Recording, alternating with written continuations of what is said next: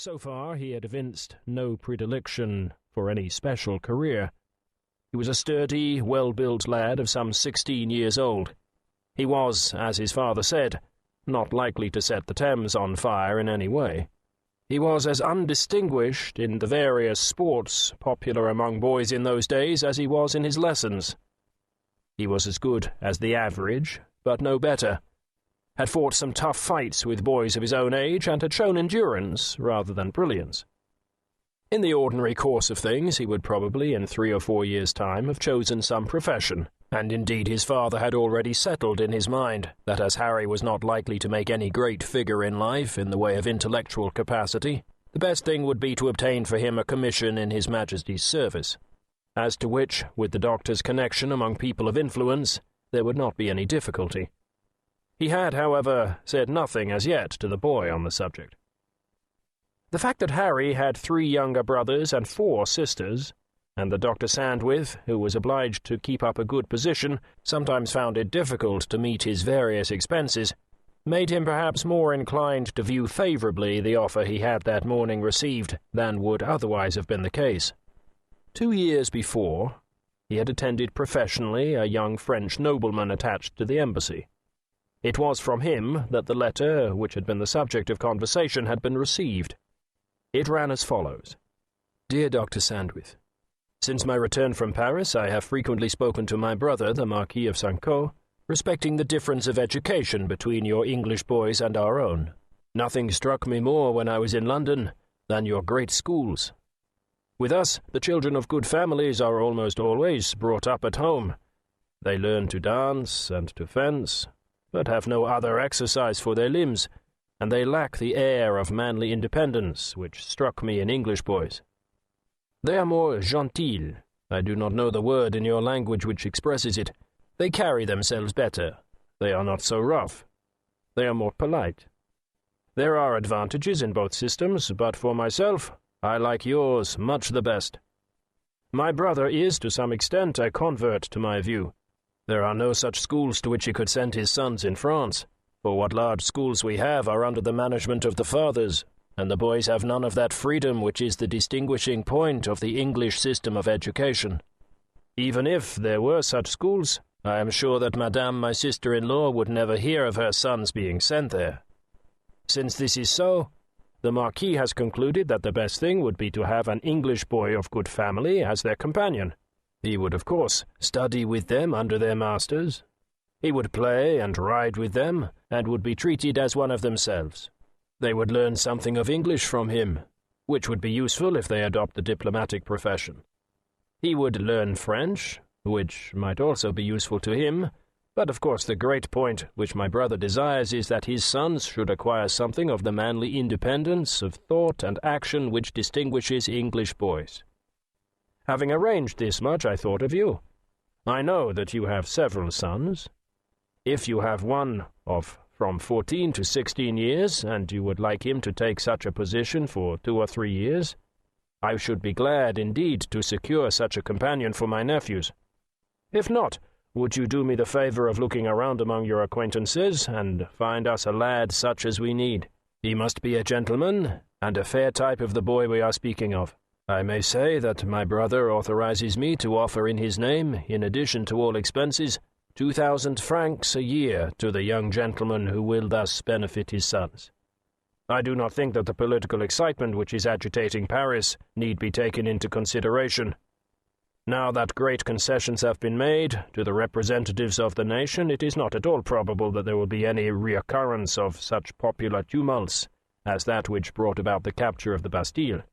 But in any case this need not weigh in the decision, as my brother resides for the greater part of the year in his chateau near Dijon, in Burgundy, far removed from the troubles in the capital.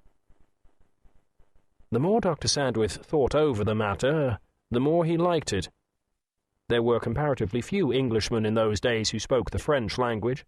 It was indeed considered part of the education of a young man of good family to make what was called the grand tour of Europe under the charge of a tutor, after leaving the university, but these formed a very small portion of the society, and indeed the frequent wars, which had, since the Stuarts lost the throne of England, occurred between the two countries, had greatly interfered with continental travel. Even now the subjects of France and England were engaged in a desperate struggle in India, although there was peace between the courts of Versailles and St. James's. A knowledge of the French language, then, would be likely to be a great utility to Harry if he entered the army. His expenses at Westminster would be saved, and the £240 which he would acquire during his 3 years' stay in France would be very useful to him on his first start in life. After breakfast next morning, Dr. Sandwith asked Harry to take a turn in the garden with him, for the holidays had just begun. "What do you think of this, Harry?" "I have not thought much about it one way or the other, sir," Harry said, looking up with a smile. "It seemed to me better that you should do the thinking for both of us. I might perhaps be better able to judge whether it would be advantageous or otherwise for you to accept the offer, but you must be the best judge as to whether you would like to accept it or not."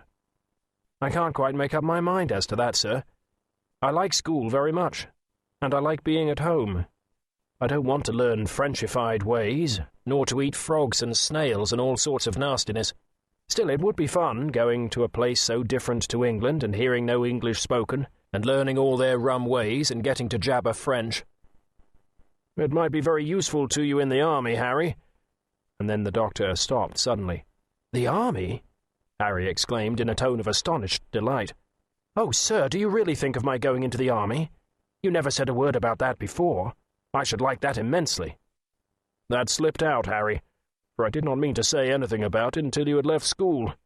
Still, if you go to France, I do not know why you should not keep that before you. I don't think the army is a very good profession, but you do not seem to have any marked talent for anything else.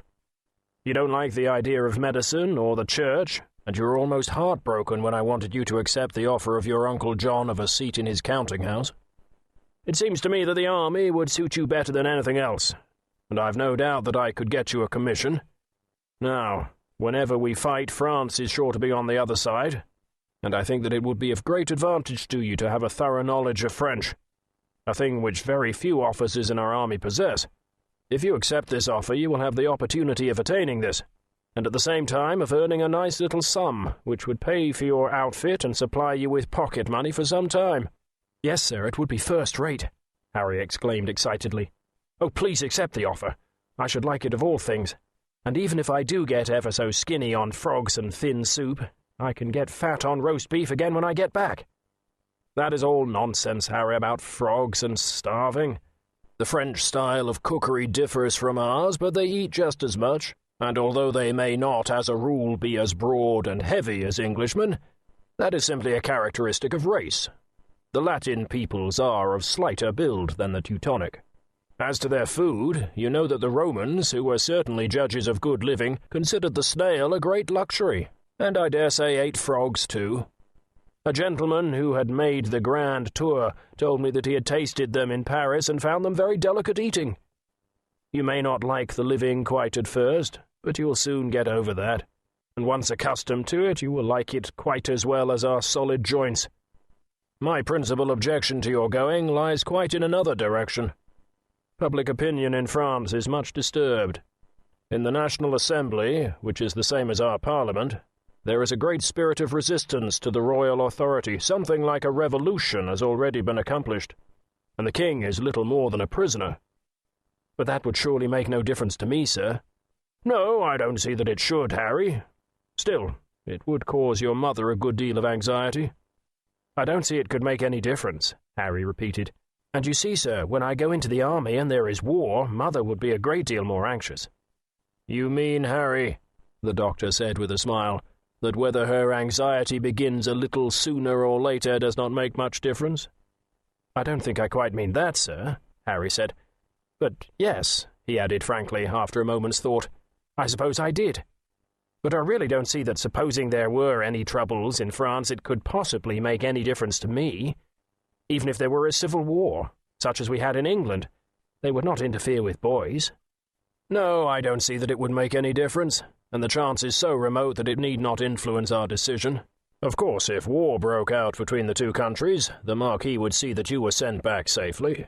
Well, Harry, I am to consider that your decision is in favour of your accepting this appointment." "If you please, sir. I'm sure that it will be a capital thing for me. and I have no doubt it will be great fun.